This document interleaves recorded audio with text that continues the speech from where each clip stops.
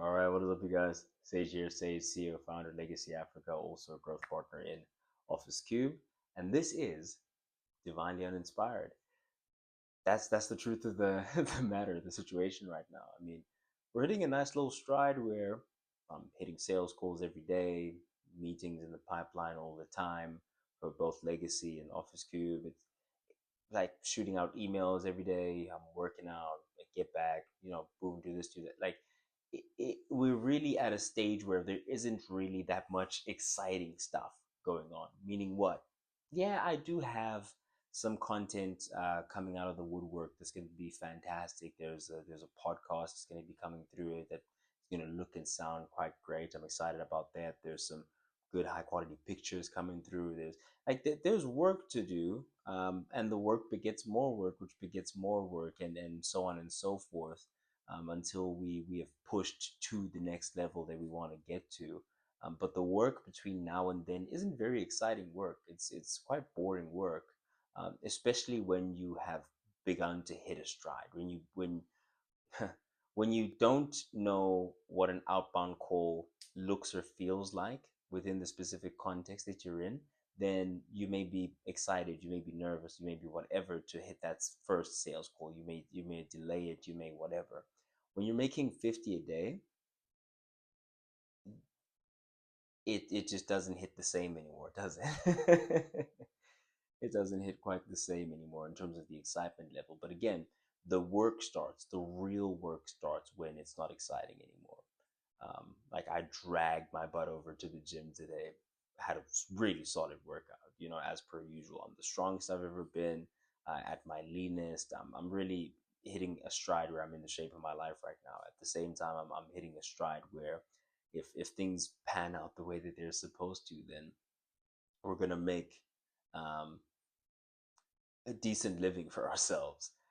Also hitting a stride relationally where I'm just very comfortable with the friendships I have, very comfortable with the people around me that are closest to me. My circle is getting really tight knit. I'm communicating a lot less in terms of on my more personal side of my life. I'm recording much less in terms of that side of my life. I'm letting people in a lot less in terms of the finer details of my life, which is a good thing ultimately. And it's something that I'm learning, due to, number one, my WhatsApp now being uh, used very much for work and business related things, and having to save those numbers, and just me being someone who I don't have a everyone excluding whatever type of tab on my phone. Like everything that you see is seen by literally everyone in my life. If I have your number, everyone's seeing the same thing, and that's just the way that I believe about it. But that's also causing obviously me to filter and choose very carefully what I choose to put out, right? And that's a good thing ultimately, to keep your life more private.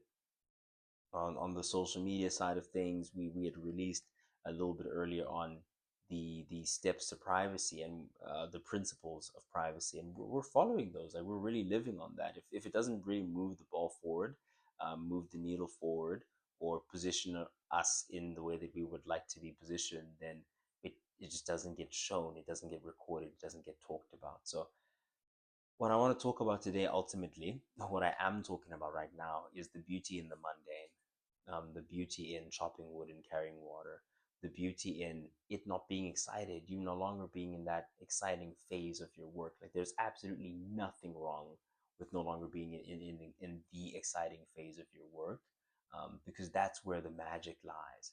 That's where the beauty lies. That's where those of us get filtered from the rest. That's where the real guys who are really about this get separated from everyone else, is in the mundane, is in the boring work, not in those fantastic ideas and, oh, what if we did this and what if we did that, or this could change the game and this could that. It's like, okay, you're gonna have those, but eventually, when say everyone across the table agrees that these are the ideas that we're going to execute, then it's time to execute, and execution just takes time. And guess what it takes? It takes repeated, very conscious, very specific efforts over time. So In those moments, those are what's going to separate those from the rest. It's not fantastic ideas. Fantastic ideas are a dime a dozen. Execution is worship. Effort is applauded. Oh, you tried? Fantastic.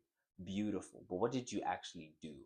And I told you when the year started, mark my words, we will get to the end of this year and some incredible transformation will have happened if you haven't started noticing it happening already.